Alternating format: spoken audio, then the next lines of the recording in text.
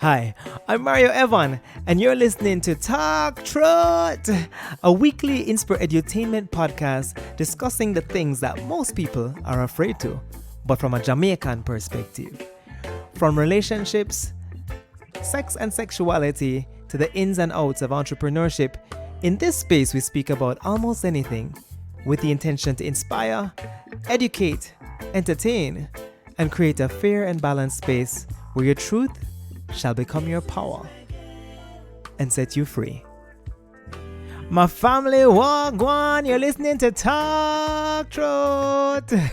We have a change of the intonation on it. This is episode number 20, and it is the final episode of our very first season of Talk Truth with Mario Evon.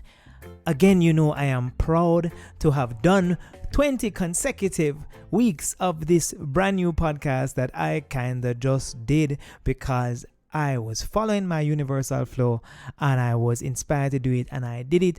And yeah, I did plan it a little bit, but I also never plan all of it like to the T. And then here we are 20 episodes later with actually a developing fan base and people who actually look forward to their notification every Sunday. So I decided that a break would be necessary to not only just batch episodes, but to reevaluate the past 20 episodes, to reevaluate the concept of Talk Truth, to reevaluate edutainment and where it needs to go and how it can continue to inspire, educate, and entertain you all in a very mature, adult, but candid way, as we have been doing for the past 20 episodes, but we're just looking to make the thing better, right? So I decided to end with an episode I had been teasing for a while, which is the Ask Me episode. You guys may know I'm Mario Evon Guthrie, but my stage name is Mario Evon, which is my first and middle name. So of course, M and E formed the acronym Me, just for anybody who is not perceptive. So Mario Evon Ask Me. So I have requested submissions to our email address, talktruthja@gmail.com, and people sent in questions, which I appreciate. Yay! And I also created an opportunity for people to submit questions anonymously using an app called Telonym. So Telonym is the app we used to get questions from people who are a little more shy and who didn't really want to have their names in my email. So I'm going to get right to it. We have quite a few questions, and I'm just going to jump around and mix them up. Some people sent multiple, some people sent one. But let's get to it.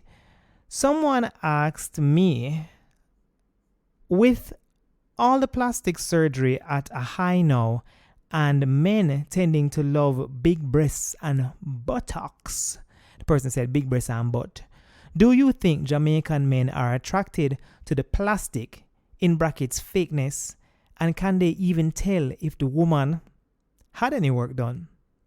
All right, that's an interesting question, and I get the joy of answering this from not only the male perspective, but from a doctor's perspective, and I will answer from the male perspective probably only. I'm an ass man, straight up. I like to see a nice ass. I like to see a big ass. I like to see a nicely shaped booty. And for me, I would prefer it to be natural. That's just my preference, but that's just me on a whole. I'm just a kind of naturocentric, if that's a word, Afrocentric, naturocentric kind of person. I like the natural beauty of a woman. I love, if she cream her hair, fine, I'm okay with it. I like if it's just her hair. That said, women can do whatever they want to do with their hair. You can put in a weave if you want. I'm not a fan of weave. I am a lover of natural hair, and likewise a lover of natural body parts. I cannot speak for all the men of Jamaica.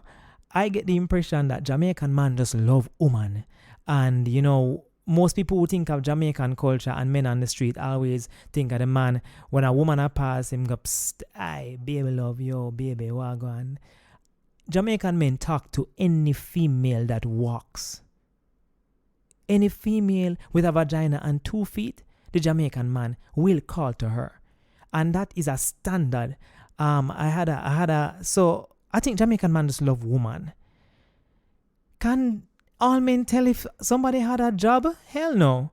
Hells no. And this is why in the world even of transvestites, I mean, of course a transvestite can fool a man, because not every single man is going to have the discernment to recognize the androgyny of a transvestite, and not every transvestite is very androgynous. So I took it there because of course man get fooled all the time. And in terms of fakeness, I feel I can identify it, but that's because I watch a lot of TV. I watch a lot of things on VH1 and Nip Tuck and these things. And me just feel me know a fake body when me say a fake bottom. It does not shake it, no. It not move right. It out of proportion with the rest of the body. And then that may be my medical eye as well, because I am used to seeing many bodies and I'm used to proportions. And we are used to knowing a soft body versus a hard body and a body that doesn't shake naturally. There's just some things that don't look natural. So at the end of the day, yeah, we love the body parts. Can we tell if it's fake? Not always. Jamaican man just love woman. So whether them have the work done or them don't have it done, them probably going to love them just the same. And I really see no man I get it and turn it away. So I hope that answers that question. Let's move on to question number 2. The next question: who's your ultimate interviewee? And I guess this would be related to the podcast. You know what? I don't really want to highlight anyone. And yes, I'm a Libra. I'm a super diplomat. I have enjoyed every single interview because every interview has brought a different perspective to the conversation, and also to me as an individual. Every single person came with a totally different energy. That's my diplomatic answer. My biased answer would be, I have to lean to my father, and that's just because he's my blood. And not only is he my blood, but my father is one of the most candid and practical humans I have ever met in my entire life. People ask me questions like if me and my father talk like how we talk in the podcast, and I say, yeah, it's not like every day we have to talk about have an anatomy class around the vagina, but he's a gynecologist. I grew up in a house hearing him talking on the phone about anatomy. But outside of him being a gynecologist, he's a realist. He's a Virgo. He's a practical man.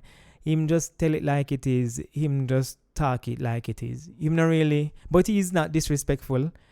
But he's frank.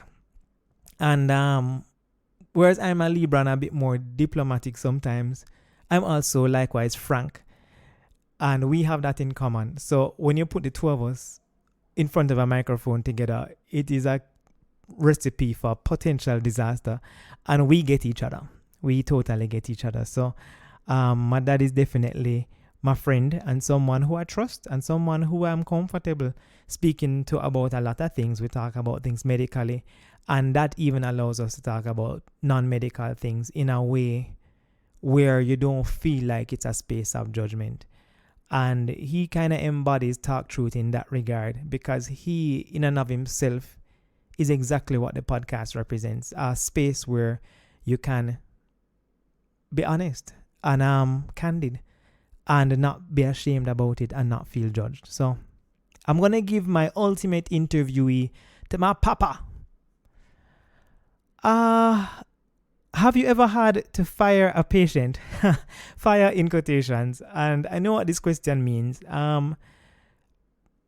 Most times people think that patients get to choose their doctors, which they essentially do. But sometimes doctors can choose their patients.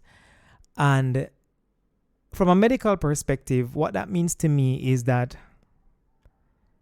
sometimes you'll encounter a patient that may cross boundaries, and it's not that they're being disrespectful intentionally, but after practicing medicine for a number of years, as a doctor, you have to discern whether someone comes through your office door who could potentially become problematic. And this is a rule for life, and this is a rule for anyone in business.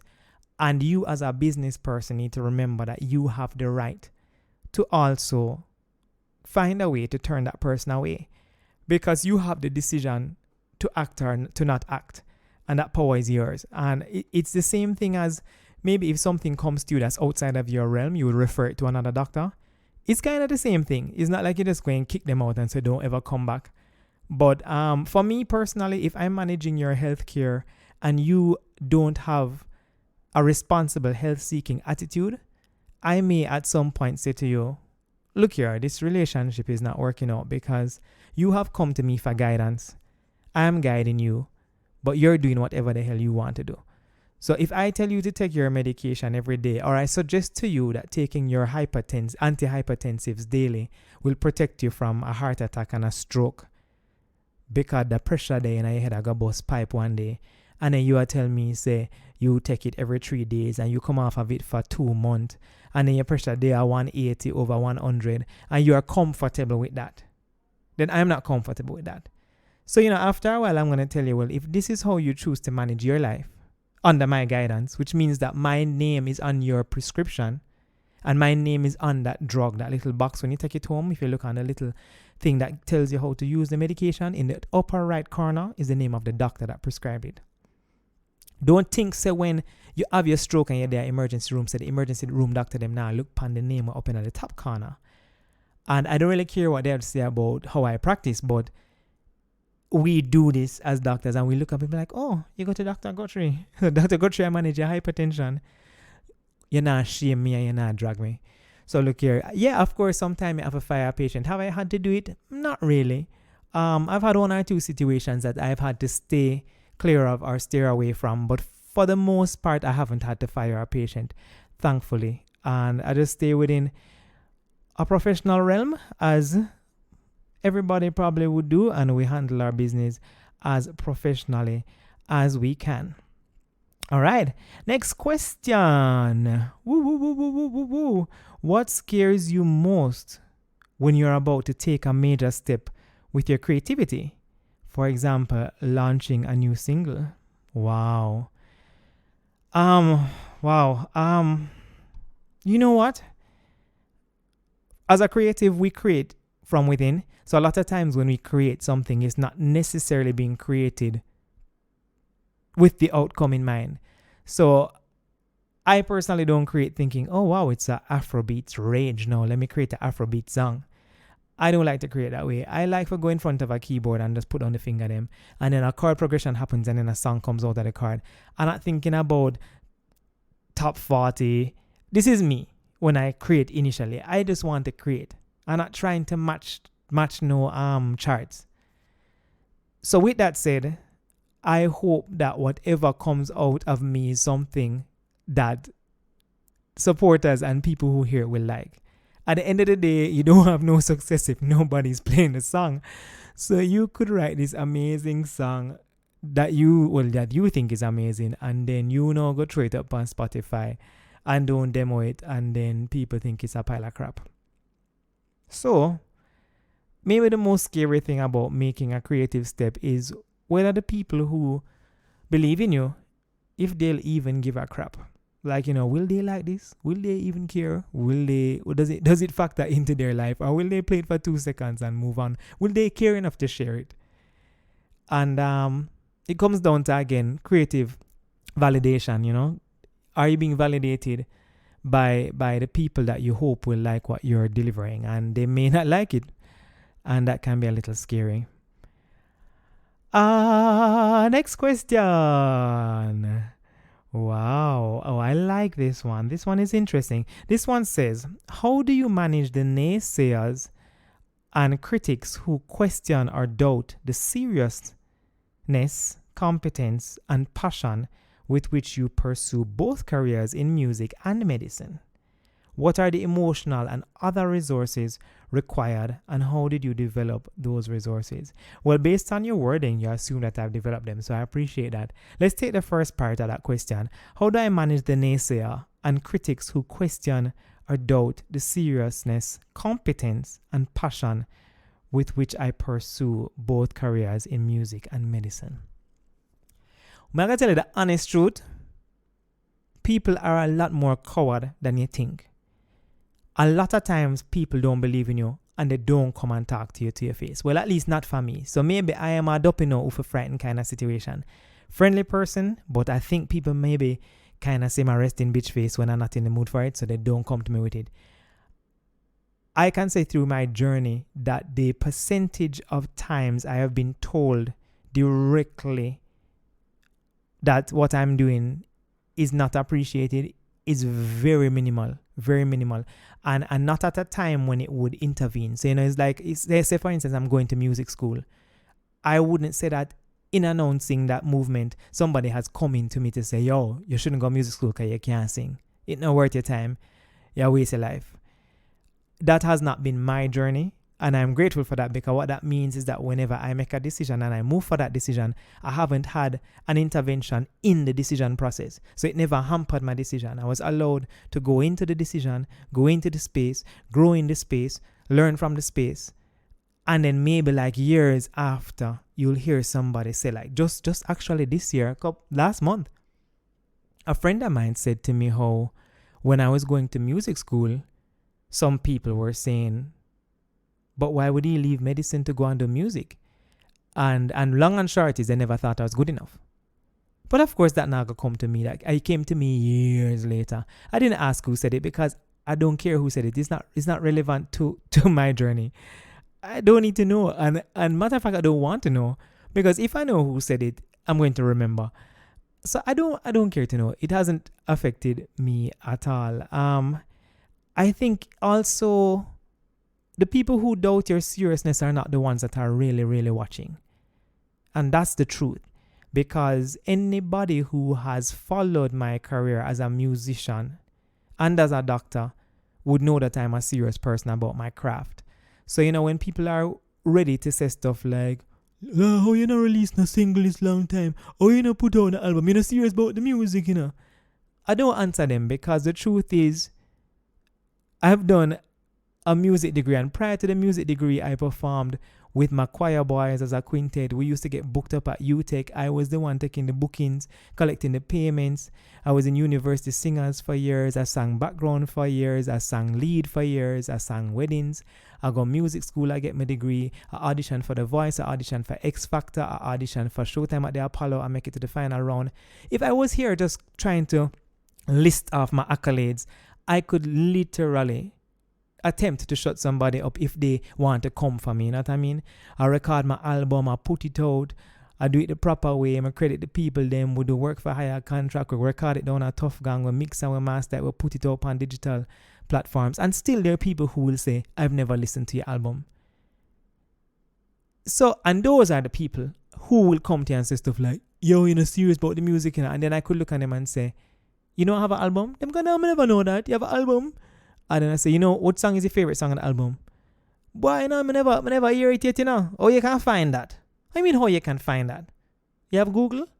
These people don't care about you.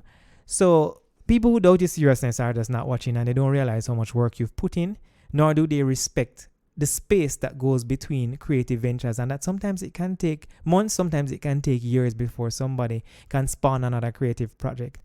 And they also don't respect the time that needs to go into calm in your mind. Life happens. You probably get married. You probably become a parent. You probably were depressed. You probably went through a breakup. I don't know.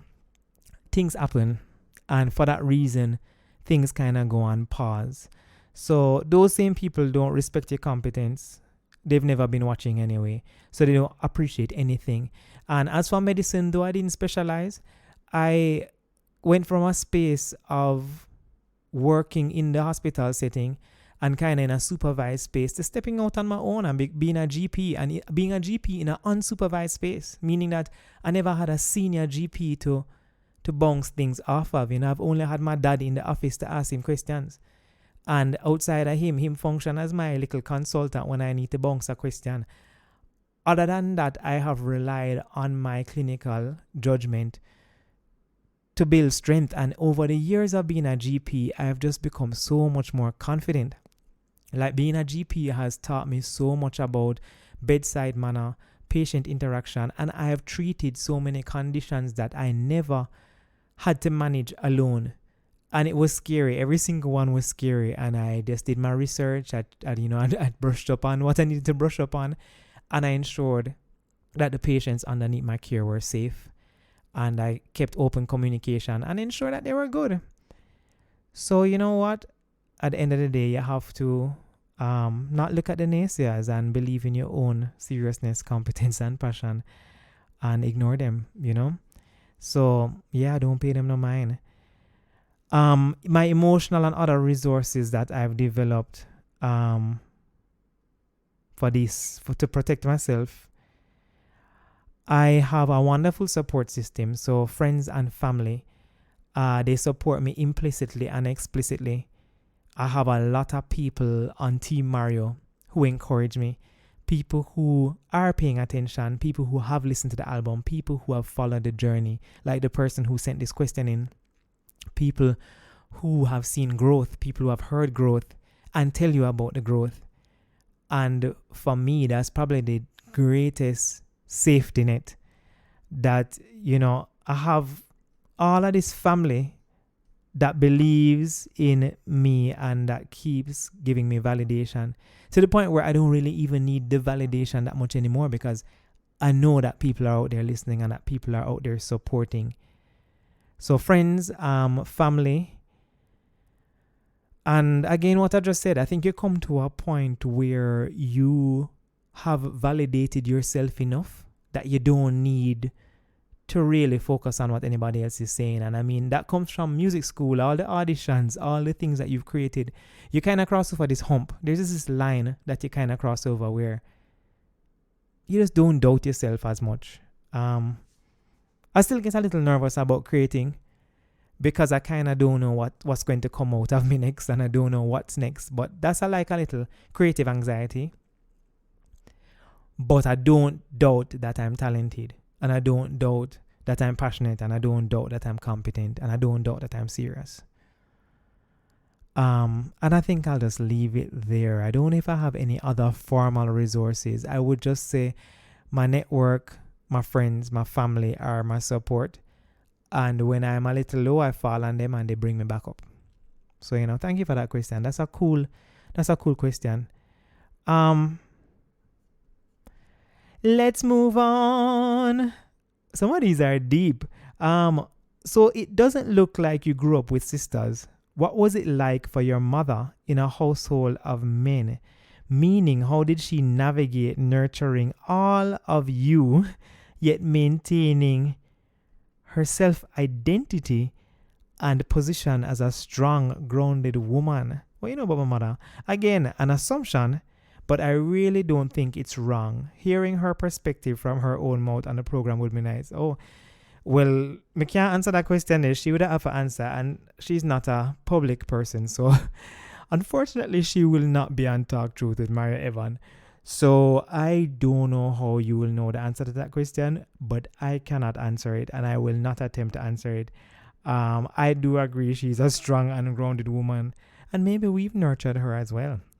So it's not so much about her nurturing all of us, but we've mutually nurtured each other. As for the rest, maybe one day you book her out a road, you can ask her. I'll introduce you. But yeah, that's on that one. Hoppity skippity jumpity. Woo, what is your favorite sexual position and what do you enjoy sexually? Whoop, whoop, whoop, whoop, whoop. Una boli. This one was anonymous, of course. Well, in summary, I'm gonna use Vibes Cartel to help me with this one. Backshot to your favorite position. Backshot to your favorite position. Backshot to your favorite position. Cock it up to the backers. And we will leave it right there. Oprah, my mother, always said, keep your private life private. So I'm not going to tell you what I enjoy sexually. Only if me have sex with you, you have know that. So yeah, we move on from that one. Interesting one. How do you negotiate to be your true self with the demands of the world for you to conform, or be somebody else? Example, by being a doctor, lawyer, teacher, and not an artist, farmer, photographer.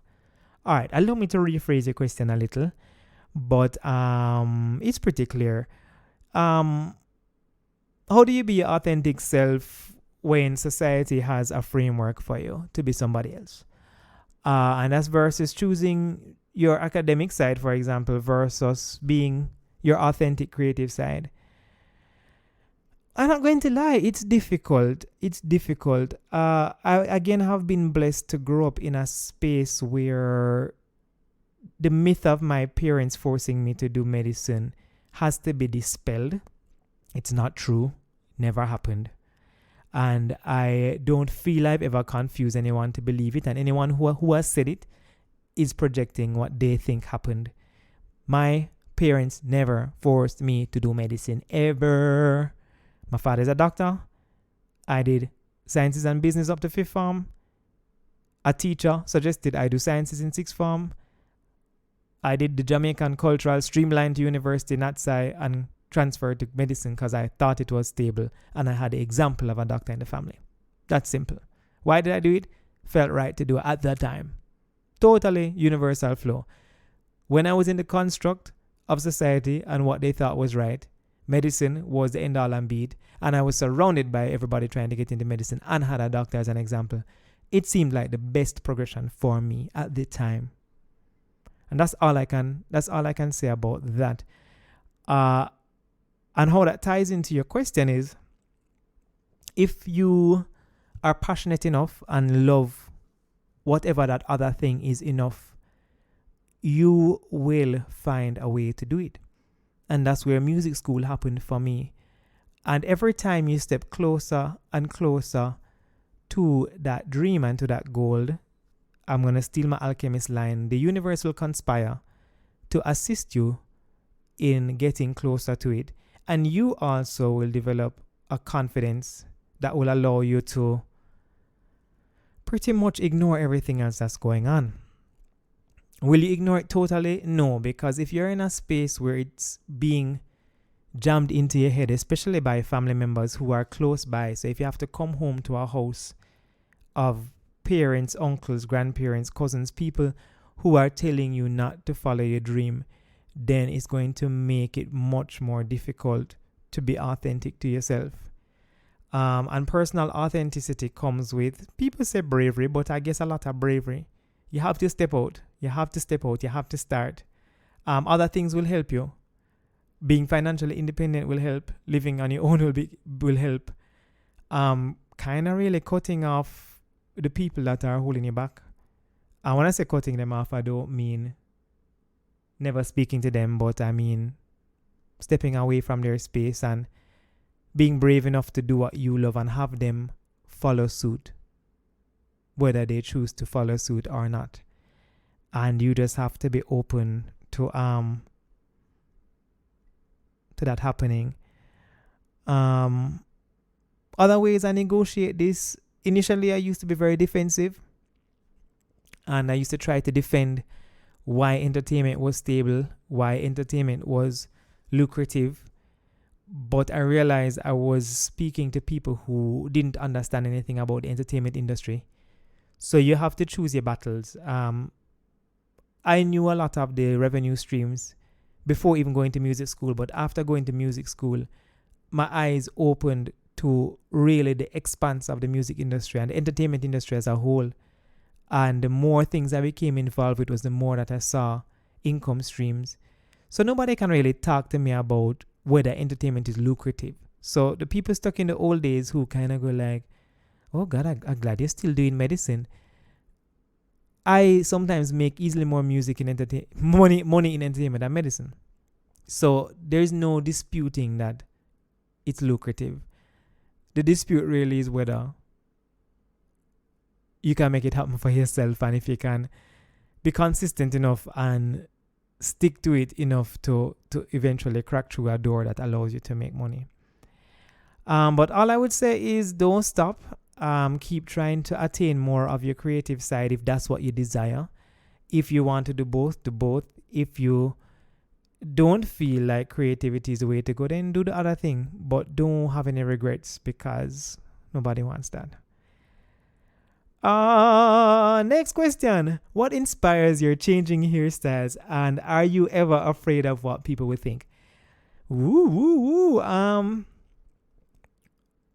What inspires my hairstyles is whatever the hell I feel like doing in the moment. I was never brave enough to do that when I was younger. I had regular haircuts all the way up until music school. I kind of embraced Mario Evon and I was in a space where I wasn't practicing a lot of medicine, and I was a student, so it was easy for me to grow my hair out in a creative environment, and nobody cared. Your lecturers don't care. It's music school. It's like rock band. Nobody cares. So you're allowed to express yourself in a creative ways, and it was fine. So I think once I developed that confidence to grow the fro, then I worked to the fro for many years, and then eventually I got tired of the fro, and then I shaved off the sides and the back. What started to happen was I started to change my hairstyles around birthdays. So that was like an interesting trend that I developed. So there was the high top fade, which came because for some reason they didn't want to bring it back. People were having it, and I was like, you know what? I used to have one of these back in the day. Let me draw for this again. And that was a very interesting hairstyle for me because it was one, weird to maintain. I had to get regular haircuts. I had to pick it out. So it wasn't curly, and it was nice. It was just my big old fro, but shaped in a high top fade. It brought me the energy of the 90s. It was exciting. And when I dyed it blonde, I think that was probably my most exciting hairstyle. And for me, I enjoy the changes because I love the dynamic nature of changing how you look. And changing how you look on the outside can sometimes make you feel different on the inside, even though you're the same person. And I love that. So for me, I don't do it to seek attention. I just do it because somewhere in my gut I feel like, let's switch it up. Like, life is too short to have one hairstyle for your whole life. Like, why the hell would I have one hairstyle for my whole life? Not mine. Maybe somebody else, but not mine. What I would say was very interesting though is how my hairstyles brought out the insecurities of other people. How my hairstyles and my security with them, funnily enough, was fine, but their insecurities were projected. So when I had cane rows, you'd find some people didn't like the idea of a doctor with cane rows. And it was really that they thought cane rows was inner city, was ghetto. It never looked appropriate for a professional to have that, even if it was neatly done. And that stemmed from maybe how they were raised and things their parents taught them. But it wasn't a part of my psychological construct. Or the blonde hair was just too bold, or men shouldn't have blonde hair. Or that's the most unique thing about changing your hairstyle, especially in a conservative, quote unquote conservative space. How much it projects the insecurities of others.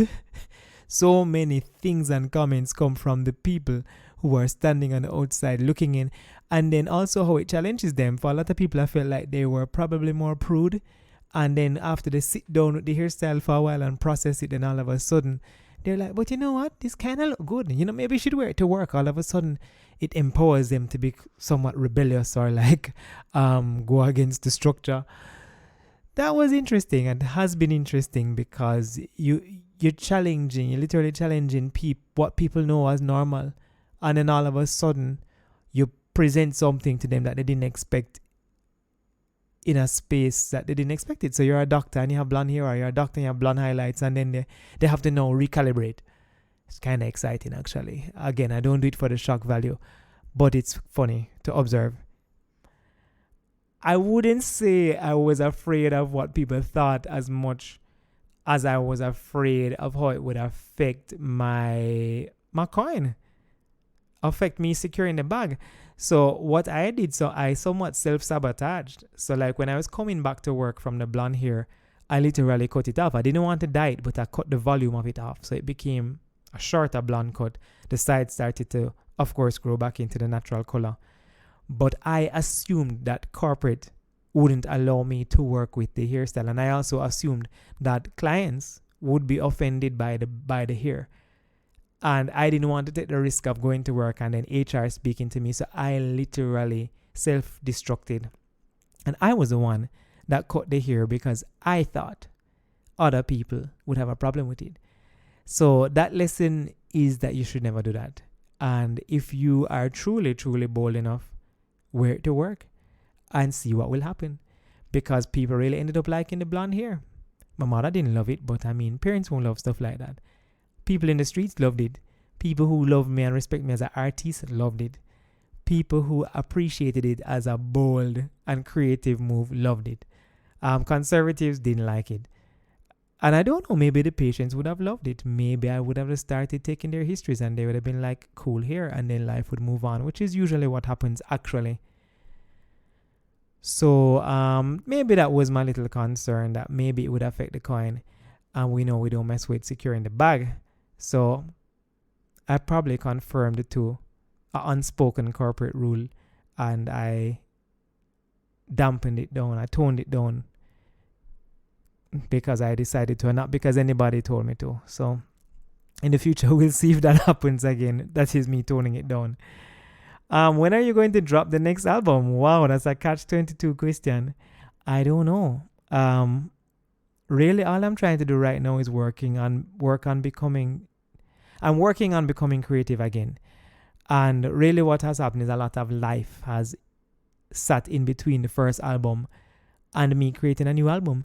So right now, to my lovely supporters, I just want to create a single and a visual, or 3 singles and 3 visuals, and we'll see if it becomes an EP or an album. But an album or 2 or 3 or 4 or more are to come in my future. That's the plan. As to when, I would just say expect new music in 2020, maybe before, but I will put that pressure on myself to say expect some new Mario Evon material in 2020. Alright? Look out for it! Alrighty, we are doing well. What are the attributes you would look for in a soulmate? What qualities must they possess? Wow. Alright, I'm going to define an attribute. An attribute is a quality or feature regarded as a characteristic or inherent part of someone or something. I could list out a bag of things, but in essence, I would want to be attracted to her. I would want her to love me for me.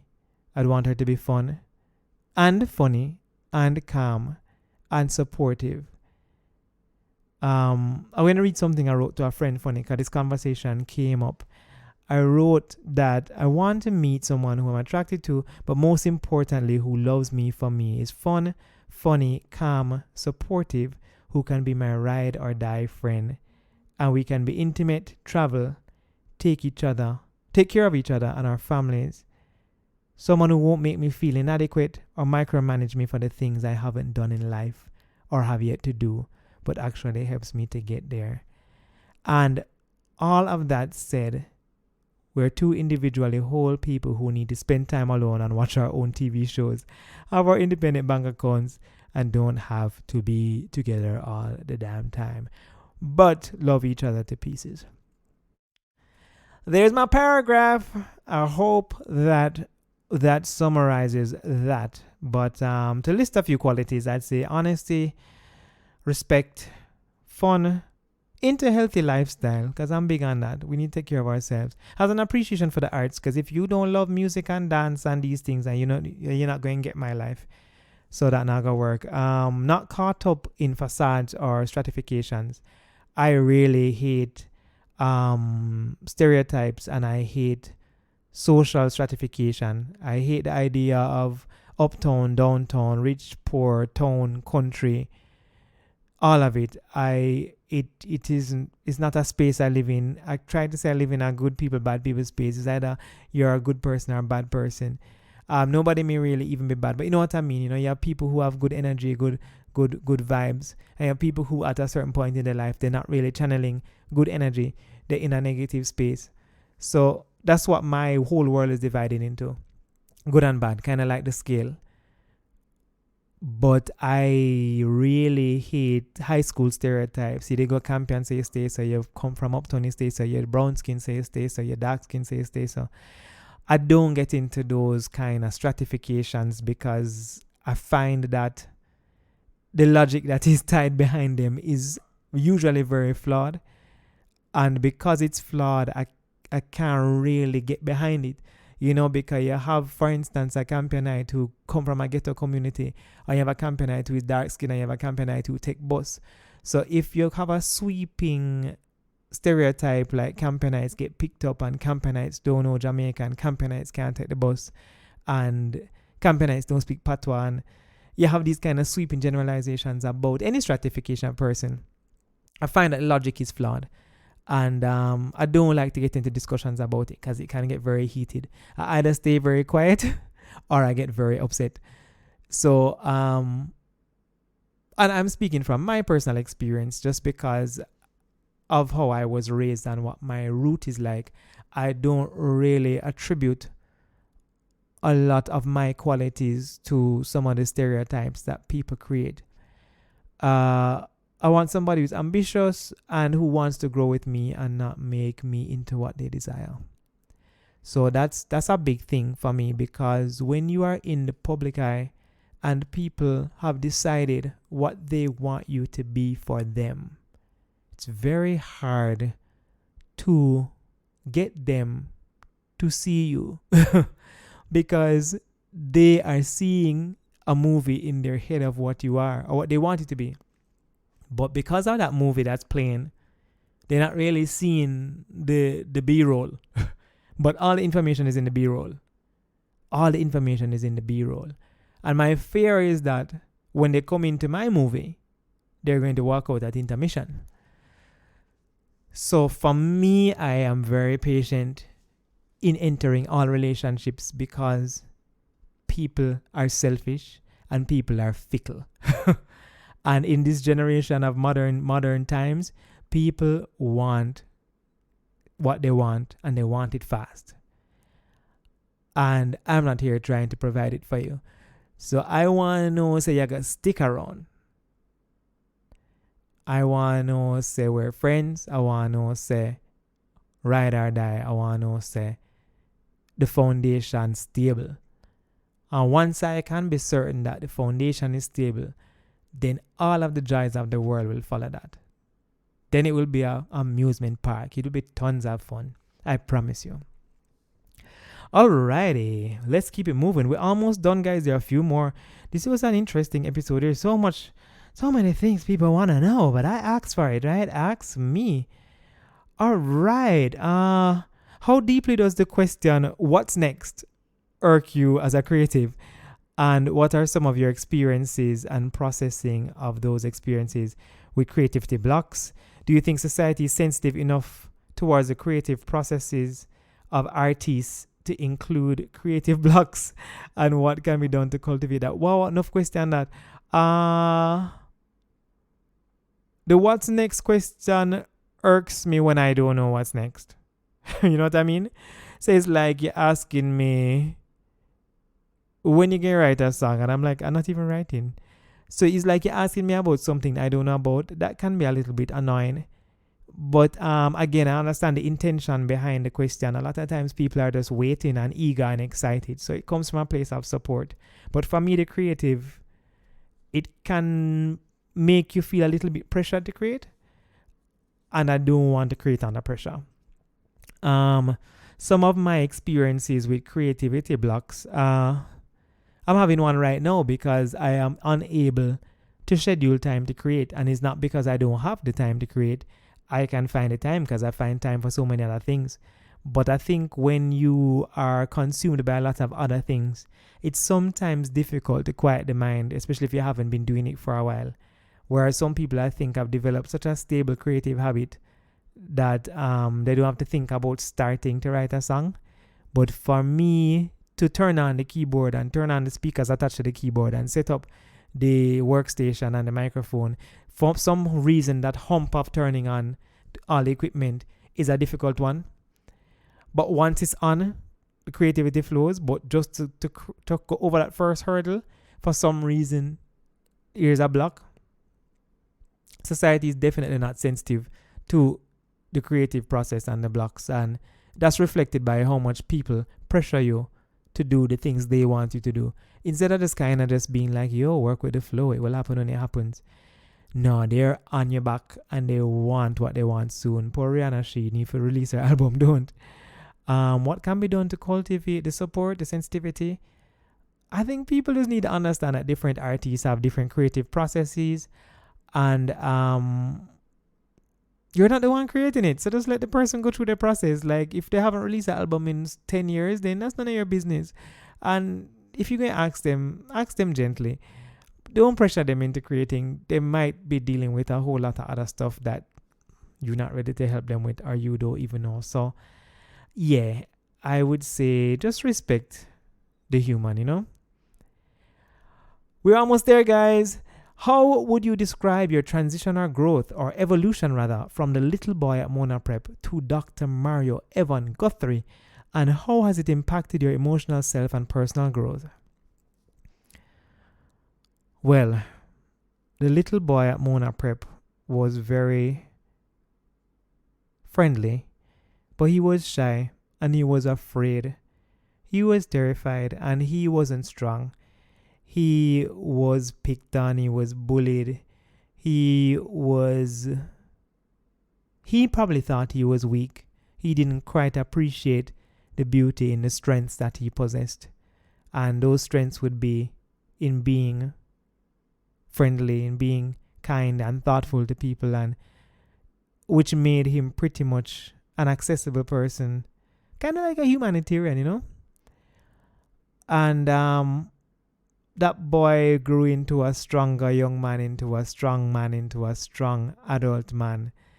And with the careers which don't define the man and the things that have come with the careers, just a lot of growth has happened, a lot of non-constructive criticism, constructive criticism, acceptance, rejection, everything that you can think of ends up being thrown at you, and you have to find a way to deal with it. All the things that people say that come back around to you, good or bad, you have to develop a thick skin and kind of grow around it, and you have no choice. So I would say it has impacted my emotional self tremendously and has caused me to grow even more rapidly as a person. I feel like if I hadn't stepped into Mario Evon / Dr. Guthrie and what those personas bring to them, then I would have grown at a much slower rate. And I feel like maybe where I am now mentally wouldn't happen until another 20 years from now.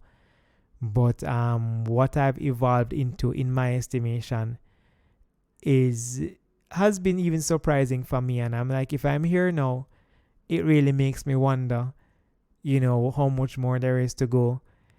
But we're always learning. But I'm happy with where I am as a human. And the journey continues. So props to life and props to growth and props to developing thick skin. All right, last question, guys, and then we're out of here. We are at 46 minutes right now, minus intro outro. And the last question is, I feel like your family has a nice little dynamic. I don't know them personally, but I don't get the sense of toxic masculinity, meaning the overexertion of societal ideas of masculinity. Yo, you're deep, having been a part of the makeup. Okay. I feel like love existed in very expressed ways, and this is evident in the way you talk to and with each other on the respective Talk Truth episodes. A lot of men have never experienced that, and women too, and would appreciate hearing about the experience. So my question is, what was it like growing up with a father and a brother who didn't exist with the fear of love between men? And how has that transcended as you and your brother got older? Wow, that's deep. That's a deep, deep, deep question. So, let me tell you something about life. Things don't get labeled until people have lack or misunderstanding or don't understand it completely. So, it's just like how people think it's brave of me to go to music school after medicine. I'm not committing a brave act. I'm a creative and I want to learn more about music. So I go music school. I'm just living. For them, it's bravery. For me, I'm just doing the next thing that's logical to me. Where I'm going with this is, I didn't know what toxic masculinity was when I was a child growing up. So I couldn't step outside of that and think that this kind of love between men, father to son, brother to brother, was something new, unusual, unique. Um, but at this stage in life, looking back, I would agree that it was not a household of toxic masculinity. I will agree with that. Matter of fact, most lessons in my house were taught passively. I never had a conversation with my parents about the birds and the bees, and nor was I forced to function as a man in a forced way. I wasn't told to act a certain way. I wasn't told to do anything. I wasn't told to go have sex with enough gal. I wasn't told that I have to toughen up. Matter of fact, most of that toxic masculinity existed in spaces outside of the home. And retrospectively, I'm very grateful for it, because I don't really know if my parents consciously decided to parent by example. But I hope I can do the same, because it is that very difficult parenting style. Because we're in an era where parents feel that they must micromanage and tell kids what to do. And the very nature of telling someone what to do underestimates their intelligence. And a lot of times we don't realize that. And that's probably why I grew up as such a defensive child when people gave me unsolicited advice, because in my house, I never had to deal with unsolicited advice. I was expected to perform at a certain level, but nobody really told us what to do. Nobody told you what job to do. Nobody told you how to act. Nobody kind of forced you to be. They just allowed you to kind of be. Don't get me wrong, we did have rules. We had rules.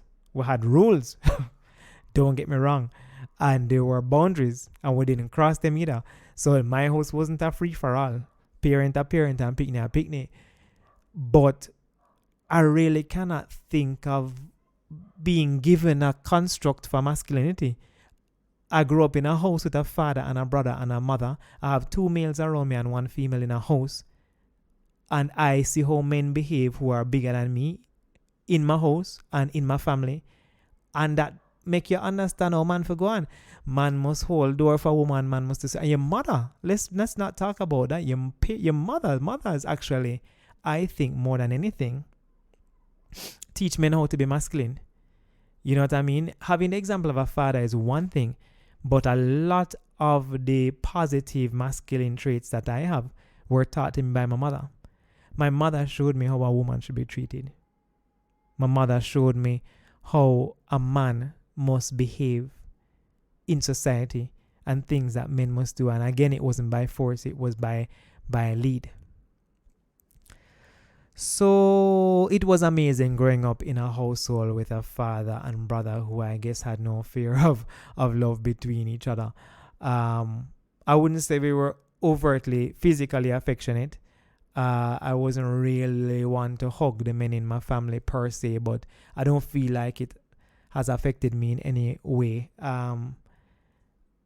But we definitely have mad love for each other. We love each other a whole lot. And in terms of my brother and I, we are definitely comfortable.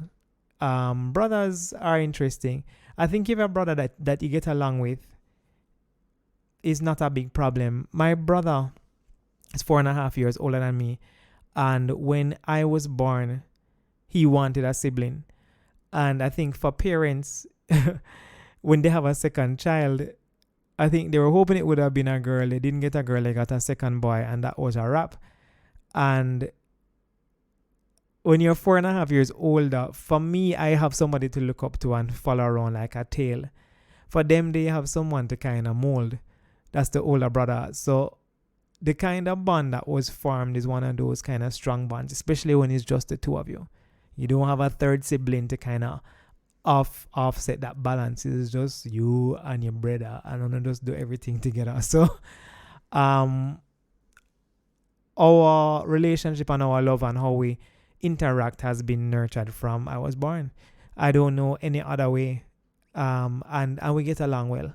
we're close. We understand each other and we come from the same background. So that commonality is just, anybody with a sibling will understand what I mean. That commonality is just unique. And I am grateful for the examples of men that I have in my life. Really, really, really wonderful men. And it has definitely helped to mold me into the man that I am. Truly grateful. Guys, wow, it is a long episode, but guess what? It's the final one before this show goes into another mode. So, no apologies for it being long. Either you're going to listen to it or you ain't.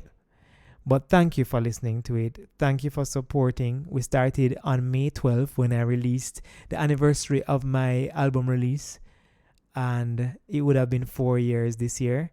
And I decided to release something else in its space. Kind of like to create a little universal energy. And a podcast was released 4 years after the album was released on the same day, May 12th. May 12th, and here we are 20 episodes later, and I thank you. Thank you so much for listening. What I want you to do for me while we're on the break is to share. The beauty of podcasts is that they stay up and they stay live, and which means that the podcast can still grow even when the episodes are not coming out weekly.